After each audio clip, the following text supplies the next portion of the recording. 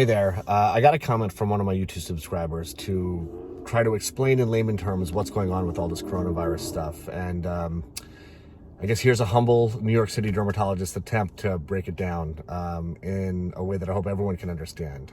So first, coronavirus is a virus that has affected humans before. The SARS virus a few years ago was a type of coronavirus. This is a unique strain of the coronavirus, which is affecting humans for the first time, and it's called COVID-19, which stands for Coronavirus Disease 2019.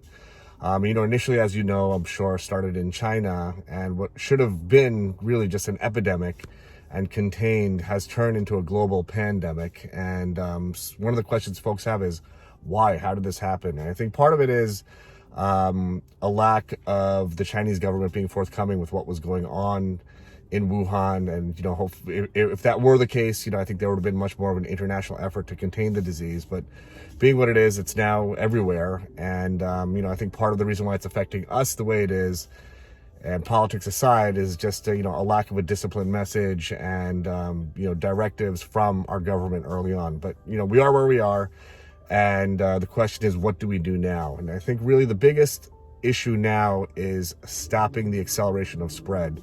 And that's why they, these containment measures and quarantine measures and social distancing are important now because, really for most folks that get this virus, it's a really, really mild condition. It's kind of like getting a common cold.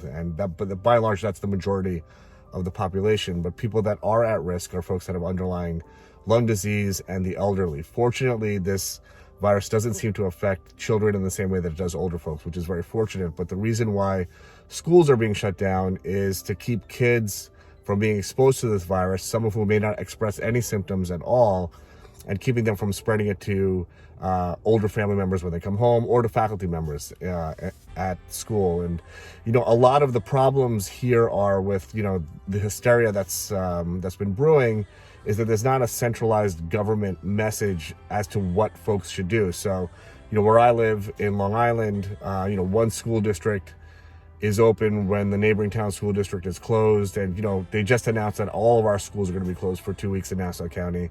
And, I think it will help reduce the acceleration of the disease. And why we need to do that is because the folks that really get affected by this, folks that have underlying medical issues, it can be really, really bad. And, a great majority of those folks are to require hospitalization. And, some of those folks are gonna have to be put on ventilators to help them breathe. And there's really, it's a lack of resources. What's going on in Italy now is there's a lot more sick patients than there are ventilators and hospital beds. And that puts doctors in a really tough spot because you sort of just have to somewhat randomly pick and choose who you can help and who you can't, which, as a doctor, you never want to be put into that position. And the hope is with these social distancing measures and quarantine measures that are being put in place by local governments is that it will decelerate the spread of this condition, which will allow our hospital systems to bear the burden of the really sick folks. So I hope that's helpful. Things that we all can do. Obviously, I'm sure you've heard this 1,000 times, but wash your hands, use hand sanitizer, don't touch your face, don't rub your eyes, don't pick your nose, all of those things. If you're exposed to the coronavirus, that's how you get it, is by spreading it to your mucosal surfaces. If you're sick, stay home, don't go to work. You don't want to spread this. Like I said, for most folks, it is just like getting a common cold. So I hope this does help break it down somewhat. And, I just hope all of you out there stay healthy. I hope your families stay healthy, and just know that we will get through this.